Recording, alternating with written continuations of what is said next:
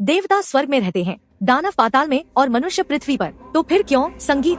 क्यों देवों के देव महादेव श्मशान में बसते हैं? क्यों वे हमेशा भूतों, प्रेतों और गणों से घिरे रहते हैं? आखिर क्यों वे भूतनाथ संगीत कहलाते हैं? भूत यह शब्द सुनते ही हमारे मन में भय आता है। यह वह अतृप्त आत्माएं हैं जो ना तो जीवित है, ना ही उन्हें मुक्ति मिली है। यह वह है जिन्हें संसार ने भुला दिया, स्वर्ग ने जिन्हें संगीत स्वीकार नहीं किया और जिनके अपने ही परिवार ने जिनका त्याग कर दिया। वे हर स्थान से ठुकराए हुए, हर लोक से बहिष्कृत है। जब सबने इन भटकती हुई आत्माओं से मुख फेर लिया, तब महादेव ने इन्हें अपनाया। वे स्वयं श्मशान में आए, उस स्थान पर जहाँ संगीत संसार का हर अहंकार, हर सौंदर्य राख में बदल जाता है। उन्होंने इन भूतों प्रेतों में अपवित्रता नहीं बल्कि पीड़ा देखी। उन्होंने उनके अधूरे सपनों, उनके असहाय क्रोध और उनकी अनंत प्रतीक्षा को महसूस किया और उन्होंने वही किया जो कोई और देवता करने का सोच भी नहीं सकता था।